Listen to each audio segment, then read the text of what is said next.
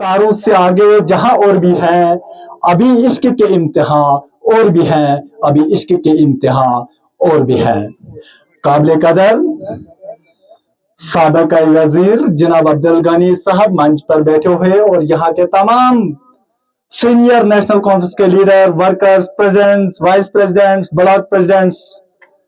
आप सबको मेरी तरफ से अस्सलाम वालेकुम व आदाब। आप सब लोग बखूबी जानते हैं कि आज किस मकसद से हेडक्वार्टर्स बगा जो नेशनल कॉन्फ्रेंस का ऑफिस है, यहाँ किस मकसद से बुलाया गया है, जो कि गाइडलाइंस लीडरशिप की तरफ से मिली हुई है, वो आप सब जानते हैं। मैं सबसे पहले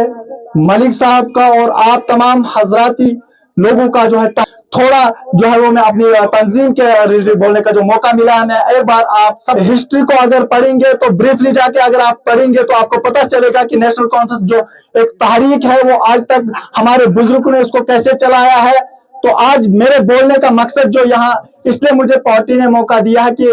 खासकर नौजवान लोगों को पता चले कि ये तारीख जो है वो ये तंजीम नहीं बल्कि एक तारीख है जो जम्मू कश्मीर में काफी अरसे दराज से चलती आई है। यहाँ पर जो है जब भी मुसीबत में हमारी जम्मू कश्मीर फंसा है, चाहे कॉन्फ्रेंस की सरकार बनी थी, उसके बाद जब 2014 का आप दौर लेंगे उसके बाद तो आपको पता है कि यहाँ के हालात कैसे, जो हमारे हकूक थे, जो रोशनी एक्ट के तहत हमें हकूक मिले थे, उन हकूकों से हमसे छीना गया। आप सबको पता है हमने डोर टू डोर कैंपेनिंग करनी है, घर में जाके लोगों को समझाना है कि हमने अपने वोट का सही इस्तेमाल करना है, क्योंकि हमारा एक वोट जो है वो फैसला कर सकता है अपनी जिंदगी का। आप सबको पता है कि हमारा नौजवान पीड़ित तबका जो है उसको इन्होंने खत्म जो है वो कर दिया, क्योंकि आज के टाइम में अगर आप देखेंगे तो पढ़े लिखे जवान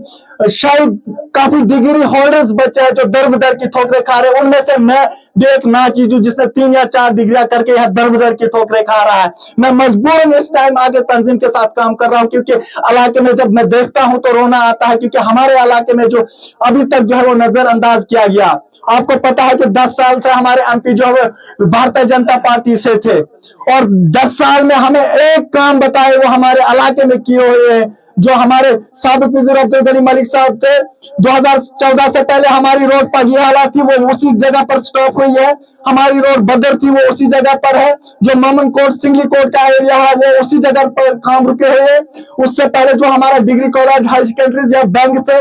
वो वैसे ही है। उसके बाद जो इन फ्यूचर शजरू था बैंक, जेल के बैंक ब्रांच थी, गुलाबगढ़ जेल के बैंक ब्रांच थी, इसी तरह से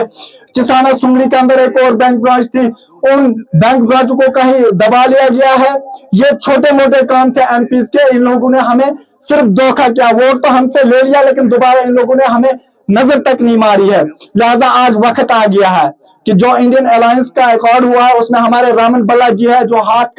हाथ जो है वो चुनाव निशान है। आप सबको डोर टू डोर कैंपेन करनी है और अपने बच्चों का फ्यूचर बचाना है, क्योंकि आपको पता है कि नीलाई होती है, आपको पता है कि रोशनी एक्ट में जो है गुज्जर बकरवाल बरादरी के लोगों को शेख साहब ने बोला था जाओ ये इलाका संभालो और आप बैठो, आप इसके मालिक है, आपसे वो हकूक छीने गए हैं। आपको पता है कि वोट बैंक बनाने के लिए इन्होंने पहाड़ी और एसटी का जो है वो ड्रामा मचाया है। अगर पहाड़ी और एसटी का इतना ड्रामा मचाना था तो मोहर और रासी भी एक इलाका था, उसको इन्होंने नजरअंदाज किया। लिहाजा आप लोग मुझसे ज्यादा समझदार है, आप अपने वोट का जो है वो सही इस्तेमाल करेंगे। शुक्रिया, वक्त की बहुत कमी है।